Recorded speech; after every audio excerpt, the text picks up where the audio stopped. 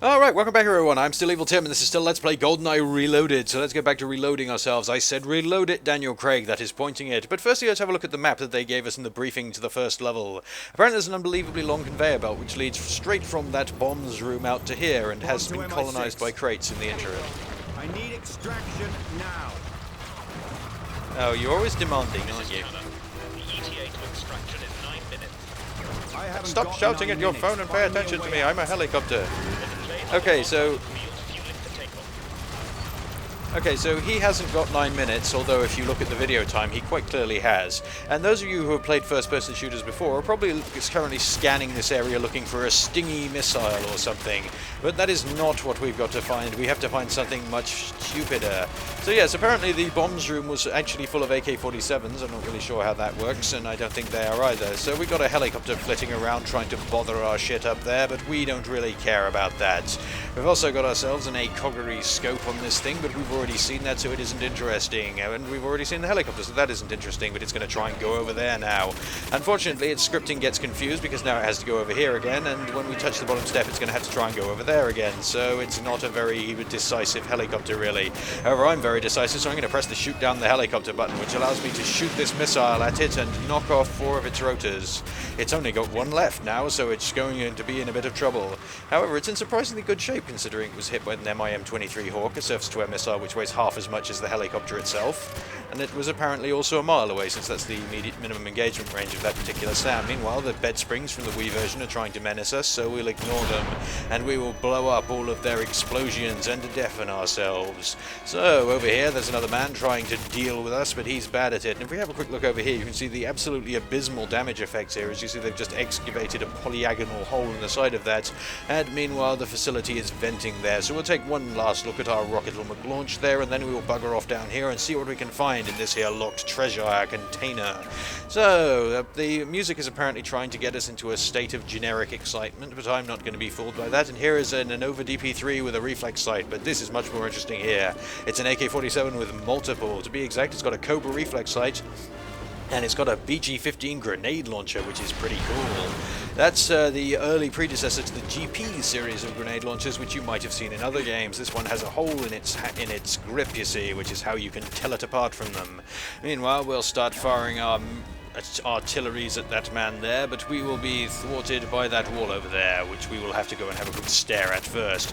Those two guys are going to come out of there, drop down there, and then completely vanish, I think. I don't really know where they went. That guy had a rocket launcher, but we dealt with him before he could even do anything about it. Meanwhile, we've got to do a bit of long-range snipery, which isn't good with all these completely inaccurate weapons that we can't switch firing modes on, but pretty soon we're going to be trying out that grenade launcher. Now, this level's actually better in the Wii version, as you're going to see. It's a lot better, but I won't spoil that for now by saying how, so I will just point out the various things. But these guys over here are going to try and deal with us, so let's load that back up and deal with them instead. Pretty soon we'll be switching to the grenade launcher, and the grenade launcher is of course balanced for multiplayer because that makes sense in single player, so the explosion radius is horrible. It also reloads using a standard 40mm grenade round as opposed to the caseless one that this thing actually uses, which is bad, so let's put another one of those in there and then fire it even though it wouldn't. You, sir, you're going to suffer for their mistakes. That's the way that things are going to work from now on. So, round here we go, and round here is the Janus logo on the back of this crate, you see. Why are there so many crates on the runway, you ask? I have no idea. So yeah, apparently it's an enormous distance to get from this runway's fuel supplies to the runway, and also it uses radioactive fuels, and also it uses completely static smoke effects, which isn't good either. There's also a glowing wall there. I wonder if that will blow up in a minute after this one does. There's a lot of exploding concrete around here. They really should have looked into not using that, but yes, this wall is now going to explosion as a result of apparently of the actions of these two guys who are now going to climb out of it. Now, if you go over there, there is a wall sectional collapse thing which will deal with you and will prevent you from going through here as well. Because those two guys coming out of the door over there were to tell us that this here one isn't a painted-on door, it's a real door. It's much more powerful than the other doors in this area. I'm not sure how you're supposed to figure that out, but anyway, we've got ourselves a spas here, so let's go into this room and listen to a conversation. You think you can do better? I'm going as fast as I can. Those explosions are close. This whole place could go at any moment. We've got to get moving! By the way, they're trying to service a truck here, and I'm not really sure how that's going to help them at all, considering I can't really see any way to get this truck out of here, but never mind that. We've got ourselves this bit of a fight on our hands. It's another fake stealth section. There's no real reason to try to be stealthy here, because it doesn't spawn any extra enemies if you're not stealthy, so it's all a bit silly. Also, it's just given me a shotgun, so I'm going to use it. In this version, the SPAS 12 is actually semi-automatic, as opposed to in the Wii version, where it is pump action, as you're going to see, and there's also an engine block up there, and that will explode everyone, so that's good for us as well, I suppose. So we'll load that back up, and then we'll go in here wherein a bunch of masked men will come and try to do bad things to us, but we have dealt with them and we'll take their shotguns for that, for their offense to our being. And then we'll go in here where there is a suspiciously unscratched pallet truck, a species that does not exist anywhere except in video games, and a truck of some description. So there's an explosion. I guess that door was highly inflammable, and then a man will walk through here, but we've dealt with his shit, and now we can load this back up again. There's an AK-47 with multiple there, but we don't really need that, so let's carry on. We're going to use our shotgun instead, we will. So, through here into the room where people are fond of throwing grenades. So, what's that all about then? Well, let's go through here and sneak forth in the hope that we might be able... how do you know? Is this another, like, Daniel Harrington thing where he's tracking me through some mysterious process, I wonder? Alright, so what have we got here then? It's got ourselves another new weapon, the Stawaga UA-1, which is an MP7. It's got itself a silly fire selector, as you're going to see when we first reload it. There you go, all of the fire selector settings are in white, which means apparently this thing has safe, semi-safe, and auto-safe functions. Something you're going to notice on these action levels, which don't have stealth in them, is that this game has a weird little quirk that it takes longer to sight in when you are firing than when you are not. I don't really know why they did that, and it's actually kind of annoying, but never mind, we'll just deal with these guys for that. You have all suffered for my vengeance, or some shit like that. Anyway, let's bank our way around here and deal with this group of thugs here who are going to try to end us, and then load this back up and see what's up here. Yes, there's the Janus symbol, because that makes sense that you'd be looking up there after all. Alright, so this has got 40 rounds in it, even though it's only got a 20-round magazine. I guess they didn't know that. I guess it doesn't know that either, so we've fooled it, and here's one with the reflex sight, which is even better. Now, I believe I have a quick look around here for another one, because I thought there was one around here with an ACOG scope, but it turned out it wasn't, or that I had dreamed the whole thing, perhaps. So we're going to spend a bit of the time looking at the floor, and then we are going to proceed onwards. As I believe I've said, I don't really see what the extraction plan was to begin with here. I don't really see what the extraction plan was in the movie either. I guess it's another one of those things where they were trying to do the most ridiculous scene transitions they possibly could. It seemed they had a contest or something.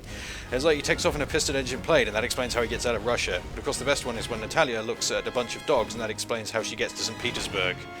Now, yes, maybe she went to a base or something, but wouldn't they have arrested her? It's not clear. So let's load that back up and not be thwarted by that silliness. And here's another AK-47 with multiple. This one has an ACOG scope, though. It's different and more powerful, but there's a regular and over DP3 there, but we don't care about that.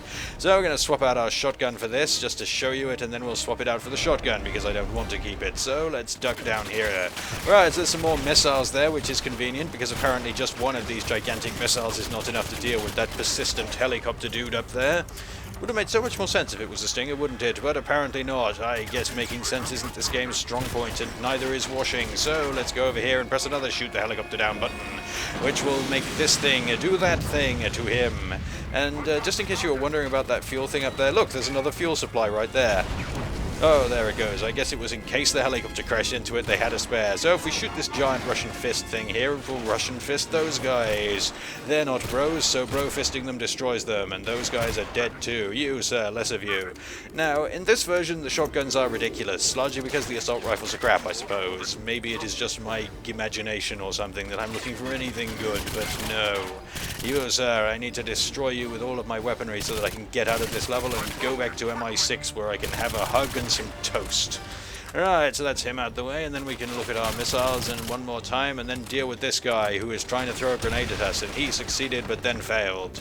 He's like that, you know. That's just how he rolls. So there's another guy there trying to shoot us, but he's bad at it, and I'm good at it, and that's how it ends up, you see. So down the stairs we go, and we're going to have to make our way out into this gigantic control tower here, which is where they do the gigantic control. That man was trying to gigantically control us, but he was bad, so we dealt with him too. Alright, so there's a bunch of Anoba DC-3s around here, and I was looking to see if I could find one of these with a better accessory, but I was once again thwarted. So around here, past the inexplicable tank traps, that they routinely get tanks around here, I don't know. That looks rather like the Wii version. We'll have to see in the Wii version if it is, I suppose. It's a bit undetailed, my boy. So let's cruise onwards with our no legs and see what's in this here by Young. You, sir, less of you. I don't want to deal with your shit around here. I've got to escape from this burning facility before I am washed. So we'll take care of him, and then there will be some sparkulations around there, load this shit back up again, and then we will find ourselves the last of the Janus symbols, which is on the side of this filing cabinet. I don't know. Also, you can't melee these things, even if you're standing right in front of them, but you can shoot them with your very short gun, apparently.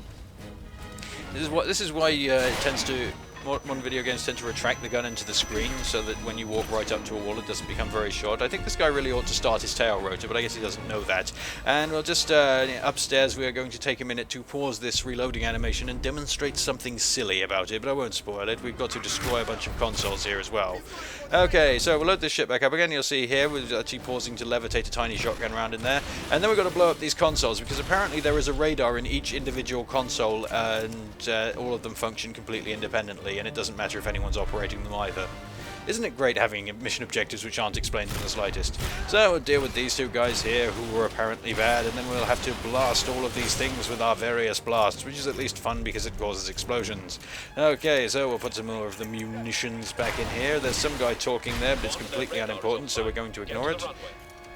Okay, we didn't even get to the runway. It's one room over from here, and there are some these here as well, which are apparently picking up things not in the radar sweep, which is unscientific and wrong. So let's go and have another quick look over here. We have to take the suppressor off our gun first because we're about to do a silly thing, and we just stuck it through the door as well, which is even better. Right, so obviously, you know, driving a tank around on the runway would be fun, so instead we're going to have an extended QTE here. So down there is a motorbike also. We will have to clamber onto that, I'm sure, and then see if we can do things to people with stuff. So we've got a bunch of dials here which aren't going to change at all as we accelerate away into our fate. That jet is trying to take off there. I guess that's just how it rolls. And these guys will try to bother us, but they're bad at it too. Apparently that is an enemy jet, or it might just be this guy who's trying to deal with our rampage. Meanwhile, that helicopter there is apparently overly concerned with us, or maybe he just doesn't like the pilot of that, being as he wasn't even shooting at us. So we've got to glide down here because it happened in the movie, and therefore it's going to be fun, and then we have to press these buttons to Daniel Craig our way on board. Otherwise, we would have fallen off or something. I said, Daniel Craig. Okay, so we've got to lever this guy out of his seat, because it's not like there's another control column right over there. And then we have to, well, I really don't know, because they haven't really made the cockpit glass see-through, so you can't see what we were doing there or whether we were going to crash or anything. It's kind of stupid. Anyway, let's get on the phone to our superiors. On to MI6. Go The away. base is destroyed. 006 is dead. No, he isn't. Haven't you seen the movie? I'm sorry, James. Save it. You knew the risks. What about Ordomov? Unclear. Okay, there's a bunch of rubbish explosions over there. No. That helicopter, the picture I sent.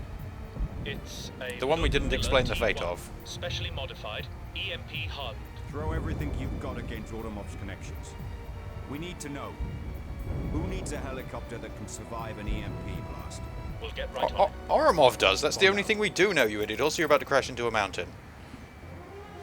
Alright, so that's that, and let's go on to the Wii version now. I have been Evil Tim, but it's not over yet. Goodbye for now.